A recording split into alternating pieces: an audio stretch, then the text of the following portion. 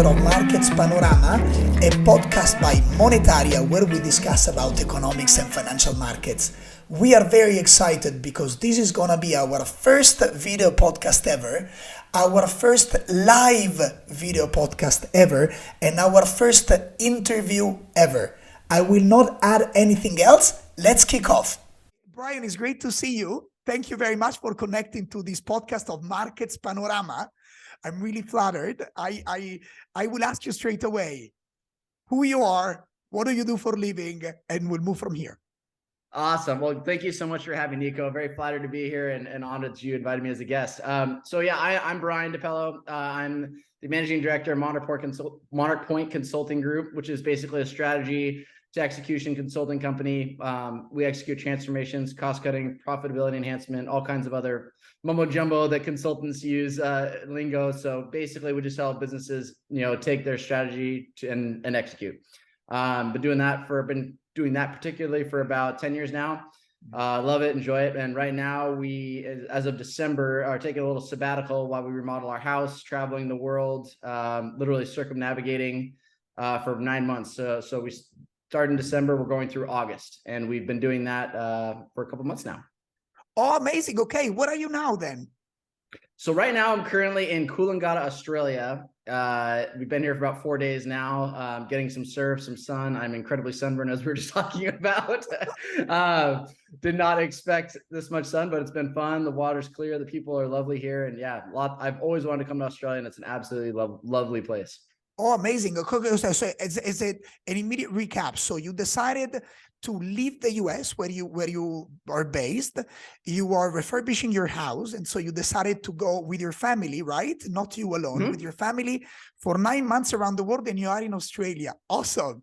What has happened so far in the past couple of months since December? Where have you been? So we left December 18th and went to Buenos Aires, Argentina. We spent Christmas there, which was awesome. I think I put on about 5 kilos just from the parrilla there. the parrilla. Then we went to Brazil for 2 weeks in Florianopolis, which was, again, lovely place, lovely people, lovely food. We're big foodies, so obviously food is a big deal. Then we went to 2 different places in Chile. Maitencillo up towards Zapallar, and then we went to a place called Pichilemu, which is known for a famous surf called Punta de Lobos. So we were there for about a month. It was beautiful but freezing compared to where we had just been. And then we just got back from New Zealand for a month. We were driving around all up to the Northland, down to Raglan, Auckland, Matakana, and then we absolutely loved New Zealand too. Beautiful country, wonderful surf, great people, and then like I said, we just got to Australia about 4 days ago. Wow. And so from here, we go to Singapore for 5 days, and then Japan for 2 months, and then Dubai, and then we're going over to Europe, and hopefully get to meet up with you guys. Wow, fantastic, amazing. Yeah. Let me ask you straight away, how does it feel to be so free? Surfing, amazing. Traveling? It feels amazing.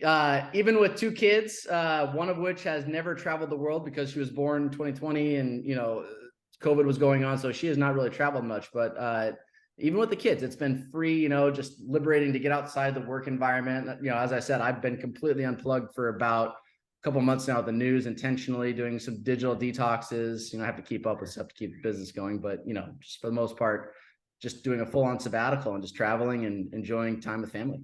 Wow, that's fantastic. Okay. You know that this podcast is about exploring economics and financial markets and the way people invest. Until now, it has been me reporting, what I observed. But with you, we start with this series of interviews. And thank you again for being with us. I would love to ask you, especially as you've been unplugged and disconnected, what has been your perception of the local economies that you visited? So Latin America and then Australia and New Zealand. Do you see many people traveling around? Do you see people spending less, many tourists or not, like full airports? What is your feeling of how the economy is going where you have been?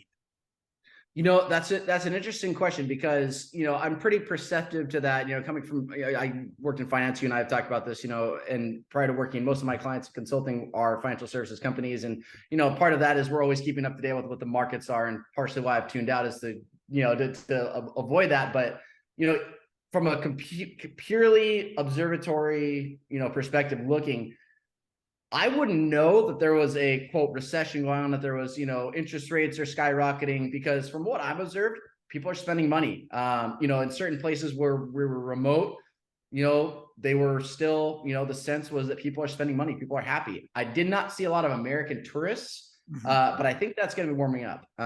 But personally, from what I've seen, people are spending money. You haven't seen supply chain shortages that I've been aware of. The economy looks healthy. Latin America, Australasia. I mean, it appears to be completely normal from what I've seen.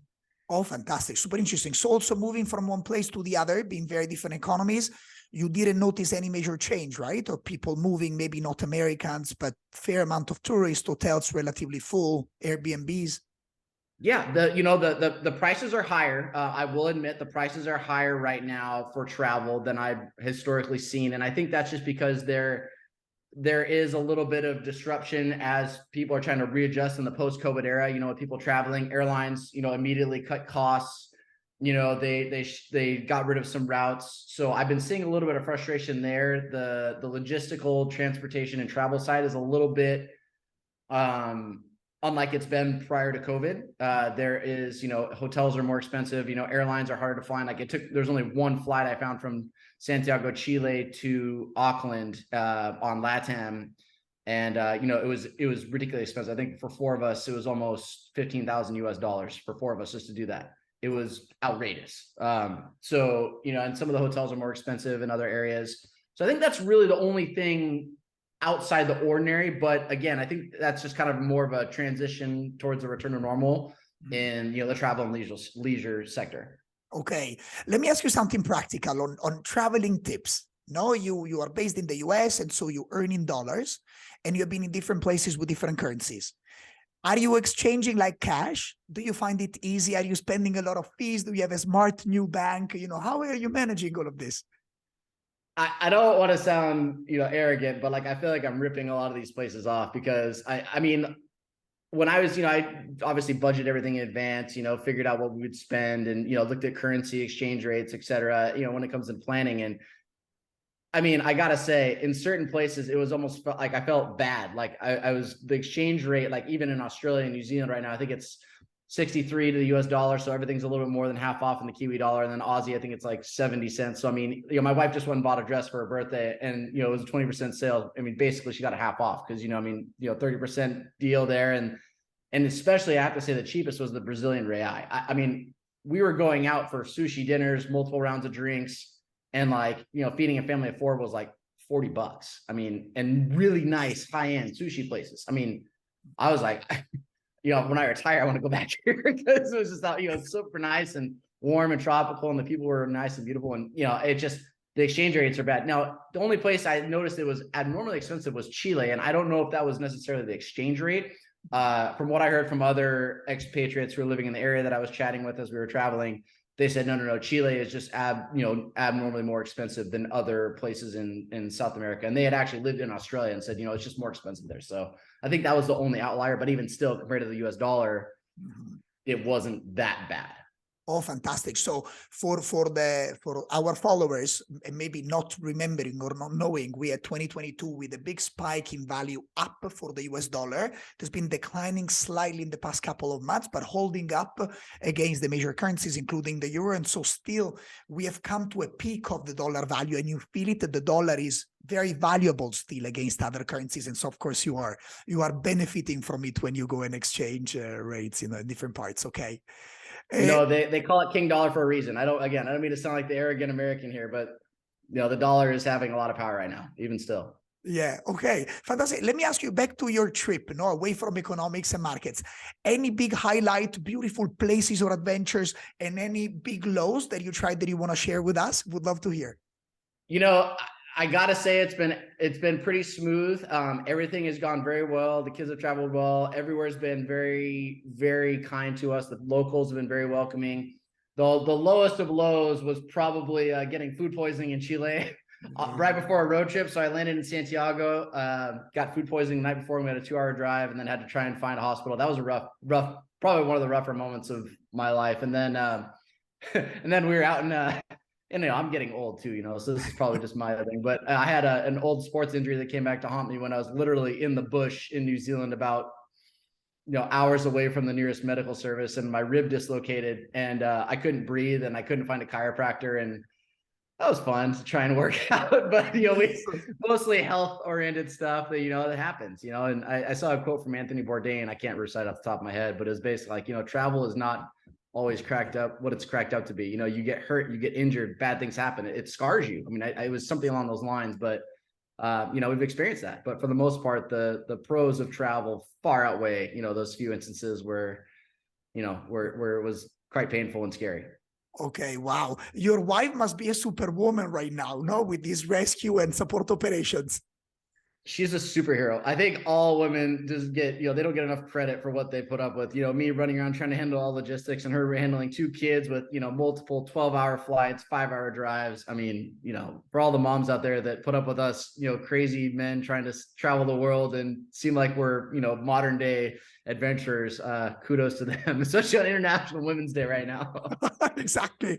Well, amazing. No, thank you for the credit to them, and thank you very much for sharing the experience. I want to ask you one more thing if you want. So again, this is about economics and markets, but we know each other since a while, and we've been sharing recently some pictures of good wines that you tried.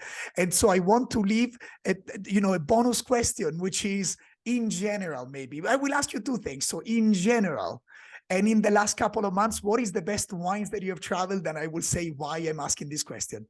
Okay, so I hands down, so we were in a Church Road from New Zealand has been, when we were there, my wife was practically having a riot when she ran out. Not that she's an alcoholic or anything, but she likes wine. And so Church Road in New Zealand, one of the better wineries we've had. We've had the Sauvignon Blanc was phenomenal, as was the Cab. So we really enjoyed that. Again, I'm more of a beer drinker, but we were also sampling some of the local wines in Matakana, which is a huge wine region in New Zealand. It's the Central Coast, about 2 hours north of Auckland. There was a fantastic winery scene there that was really good. We got some of the local wines, the oysters, the local food there. And then I think those are the 2 big ones. There was lots. I know to the family. Kids got back. There was lots of great wines in Argentina. Too many to list. I mean, every time you go out for a parrilla, the Argentinian wines were phenomenal. And same with Chile. There's so many, but I have to say those 2 in New Zealand were the ones that really stood out. Oh, fantastic. Exactly. I mean, you have been in some special places for wine, the Argentina Malbecs and Cabs, etc. Oh, delicious. I mean, again, I like to drink beer, but you couldn't not have, a nice Malbec with a huge, steak and parrilla. It was delicious. Oh, I love it. So I will ask you now how to follow and how to find you in social media, but I'm asking this because in parallel with Markets Panorama, there's a very small initiative. I also love wines, and in Instagram, I have an account which is Nico's Wine Club that you can start following with some, wines published from around the world that we try. And so thank you for answering. I suspect, well, you will go in Singapore, which is an international market. In Japan, you will have to try some good sake, which is also amazing. Oh my gosh, I'll make sure to send you some recommendations, because like you, I am a much more of a sake fan than a wine fan, and I love sake. So I know I sent you a couple recommendations, the ones we've had, and I follow your club. Absolutely great recommendations as well. Oh, thank you. Okay, so how can we follow you, Brian? In case we want to follow your trips, the next stops, etc. If you want to share, can we follow you in any social media account? Yeah, absolutely. My Instagram is Backwater Brian. It's where my outdoor, where I'm more documenting the personal side of my just Backwater Brian, all one word, and that's Brian with an I. And you can follow me more in my adventures about surfing, fishing, family, crazy travel stuff. That's more the personal side. And then for the business side, I'm still posting some relevant content, every once in a while if I come across something. Just my name, Brian with an I, DaPello, DAPELO on LinkedIn. That's really where I'm at on social media. Oh, amazing. Okay, well, thank you very much for your time, Brian. It has been great also to see your family on the background just a minute ago. Really, sorry about that. They came back with pizza. We're having Italian tonight, by the way, Nico. So, I'll let you know how the Australian pizza compares. Exactly. Keep me posted on that. But it's been lovely to be in touch. Thank you very much, and we'll follow you in the next few stops. Okay. All right, Nico. Thanks for having me again. I appreciate it. Thank you.